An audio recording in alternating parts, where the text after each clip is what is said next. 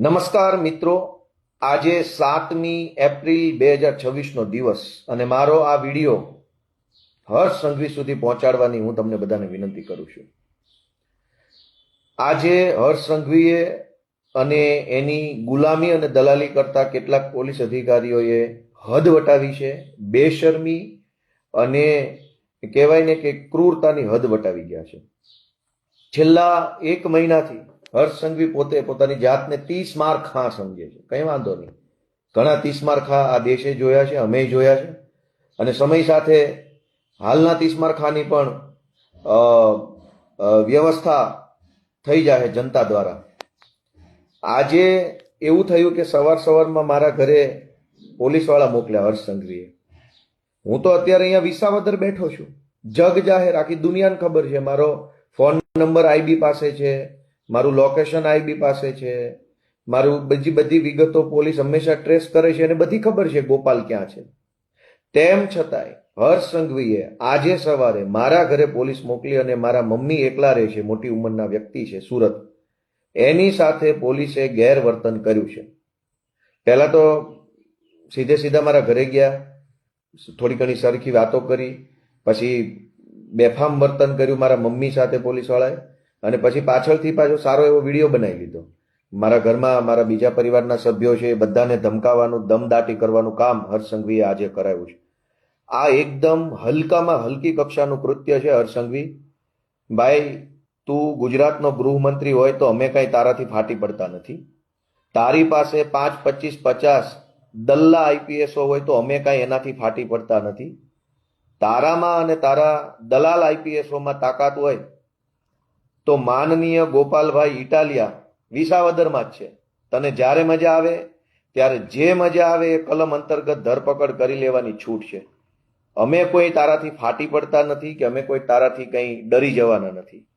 30 માર ખા હોય કે દિલ્હી સલ્તનતનો મુઘલ સમ્રાટ હોય, અમે અમારા ઈમાનદારીના દમ પર જીવીએ છીએ. પણ આજે જે કૃત્ય કર્યું છે એ બિલકુલ વ્યાજબી કૃત્ય નથી. હર્ષ સંઘવીએ મારા ઘરે સુરતમાં મારા મમ્મી એકલા રહે છે, મોટી ઉંમરના વ્યક્તિ છે, મહિલા છે, એની સાથે પોલીસે ગેરવર્તન કર્યું છે, ન બોલવાના શબ્દો બોલ્યા છે, મમ્મીને આરે જે ગાળાગાળી કરી છે એ હર્ષ સંઘવીને હું કહી દેવા માંગુ છું કે આ બિલકુલ વ્યાજબી વાત નથી.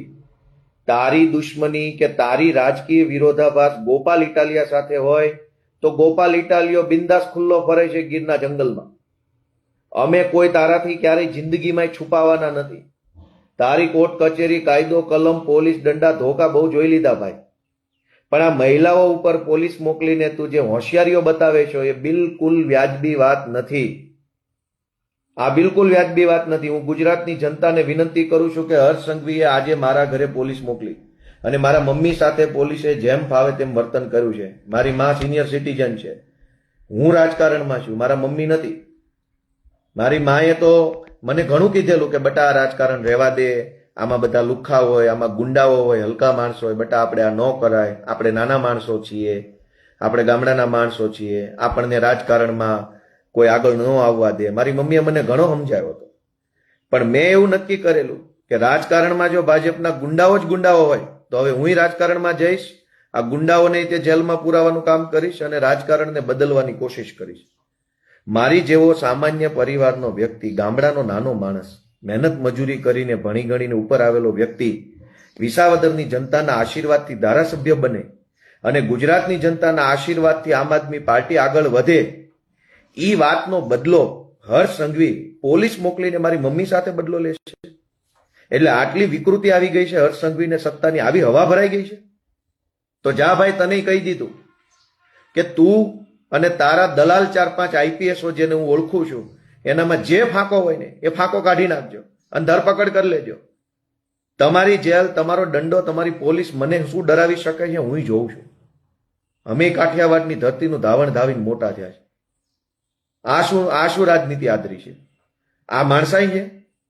આ કોઈ વ્યવહારિક વાત છે? તમે એક સિનિયર સિટીઝન 65 વર્ષની મહિલાને પોલીસ મોકલીને દબાવો એટલે શું સમજો છો તમારી જાતને?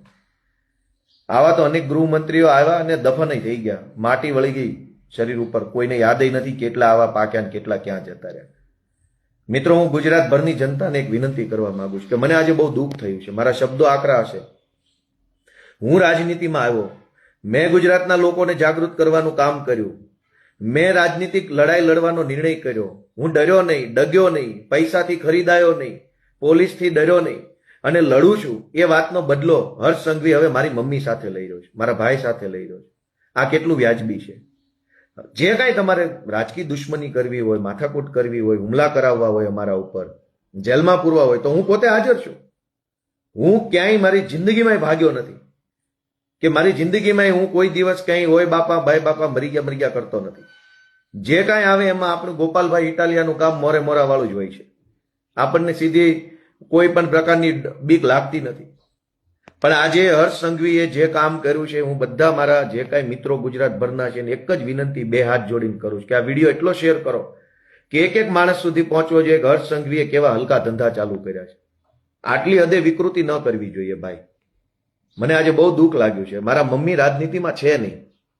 અમારા સોસાયટીના સિક્યુરિટી ગાર્ડ સાથે પણ પોલીસે ચર્ચા કરી છે અને એને પણ પૂછું ગોપાલ ક્યાં છે, ક્યારે આવે છે, એની પત્ની શું કરે છે, બાળકો શું કરે છે. ભાઈ મને પૂછી લે ને, ફોન તારી પાસે છે, તારા ઇન્ટેલિજન્સ બ્યુરોના દલ્લા આઈપીએસઓ છે એની પાસે છે, તારા પાગિયાઓ કેટલાક એસપી છે એની પાસે બધી જ ડિટેલ છે. તું પૂછી લે ને, તારા દલ્લાઓ જે છે એને પૂછી લે કે ગોપાલના છોકરા શું કરે, બૈરા શું કરે, બધું જ અમે જાણીએ છીએ. તમારે સિક્યુરિટી ગાર્ડને ક્યાં આવી બધી ધાક ધમકી કરવાની જરૂર છે?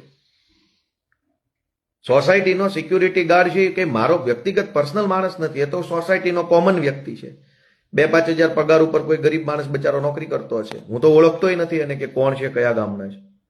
તમે સોસાયટીના સિક્યુરિટી ગાર્ડને પોલીસથી ડરાવો, મારા મમ્મીને પોલીસથી ડરાવવા નીકળ્યા એટલે શું સમજો? તમારાથી ફાટી પડીશું.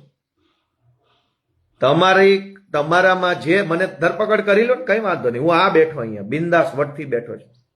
તારામાં જેટલું પાણી હોય ને એટલા પાણીથી મોકલજે. તારા આઈપીએસ ડીવાયએસપી, તારામાં જે કાંઈ તારા દલાલો હોય ને એની ટોળકી મોકલી દેજે અને હું એક પગલું પાછું નહીં ભરું. પણ આ બિલકુલ વ્યાજબી વાત કરી નથી. આ વસ્તુ મને બહુ ખટકી છે, મને ખૂબ દુઃખ લાગ્યું છે. હર્ષ સંઘવીએ મને એને ખબર છે બધી કે ગોપાલ ઇટાલિયાને પકડવો હોય તો ગોપાલ ઇટાલિયાને ટ્રેસ કરો એટલે પોલીસ આઈબી બાઈબી બધાને બધી ખબર છે. કેમ કે હું કઈ છુપાઈને તો જીવતો નથી. રોજ સવારે કંઈક ને કંઈક જાહેર કાર્યક્રમોમાં હોઉં છું, સભામાં, મિટિંગમાં, સત્સંગમાં, ગમે ત્યાં.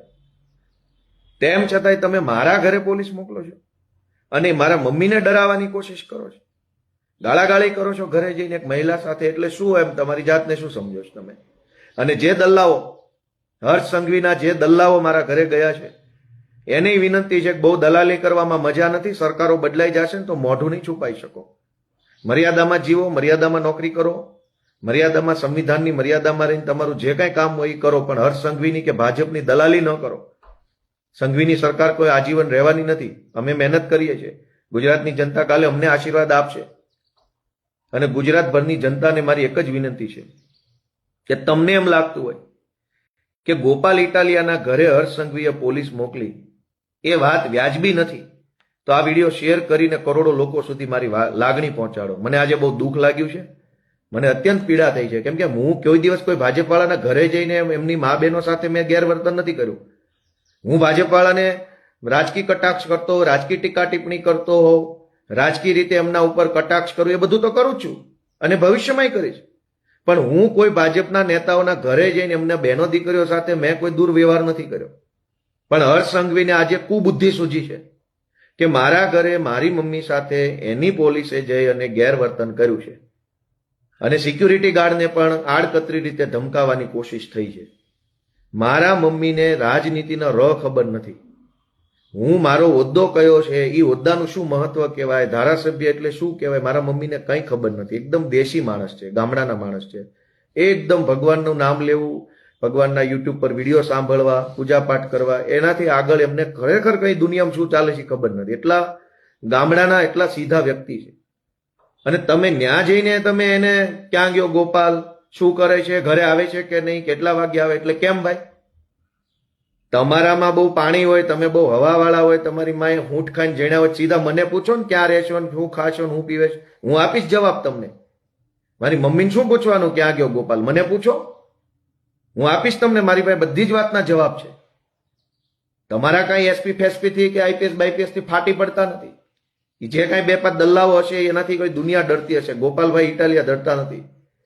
મારી એક જ વિનંતી છે ગુજરાતની જનતાને કે આ લોકોએ આ સ્થાનિક સ્વરાજ્યની ચૂંટણીમાં હજારો એફઆઈઆરો કરી નાખી છે અત્યાર સુધીમાં. આજે રાજકોટની અંદર આમ આદમી પાર્ટીના ઉમેદવારો ઉપર એફઆઈઆર કરી, આજે સુરેન્દ્રનગરની અંદર આમ આદમી પાર્ટીના કાર્યકર્તાઓની ધરપકડ કરી, આજે જ સુરતમાં મારા ઘરે પોલીસ ગઈ, આજે અમદાવાદમાં પણ અનેક કાર્યકર્તાઓના ઘરે પોલીસે જઈને ધાક ધમકી કરી. આની પહેલા ડાંગમાં, ખંભાળિયામાં, ગીર સોમનાથમાં, કોડીનારમાં, સુત્રાપાડામાં, પોરબંદરમાં, અમદાવાદમાં બધી જ જગ્યાએ પોલીસે ભાજપના હર્ષ સંઘવીની દલાલી કરતા કેટલાક અધિકારીઓએ આખા ગુજરાતમાં આમ આદમી પાર્ટીના કાર્યકર્તાઓ અને ઉમેદવારોને ધરપકડ કરવી, ખોટા કેસોમાં ફસાઈ દેવા, એના પરિવારના સભ્યોને ડરાવવા, એના મમ્મી પપ્પાની સામે રોફ જાળવો, આ ધંધો આખા ગુજરાતમાં ચાલુ કર્યો છે અત્યારે સંઘવીએ. પણ ભાઈ સંઘવી, તું સાંભળી લેજે, તું ગમે એવો મોટો 30 માર ખા હોય ને તો હું મારી માનું ધાવણ ધાવીને જન્મેલો. હું જોઉં છું તને તું મને કેવી રીતે બીવડાવે છો. અને હવે તું મોકલ, તારે જેને મોકલો એને મોકલ અને મને એરેસ્ટ કરી લે જા. હું જોઉં છું તું એરેસ્ટ ના કરને તો હું તને કાયર સમજીશ, હવે નમાલો સમજીશ. તું કરી લે મને એરેસ્ટ અને જેલમાં પૂરી દે. ભલે હવે ચૂંટણી રહી ગઈ, ચૂંટણીની જગ્યાએ તું મને ધરપકડ કરી લે અને જેલમાં પૂરી દે, કાળે કોટડીમાં. અને રોકી લે આ ગુજરાતની ક્રાંતિને, રોકી લે આ ગુજરાતની જાગૃતિને. કરોડો લોકો જે ઉભા થયા છે, હિંમત થઈ છે, એને તું રોકી લે ભાઈ, અને મને પૂરી દે તું તારે જેલમાં. આટલી હદે દાદાગીરી વ્યાજબી નથી કોઈ પણ સંજોગોમાં.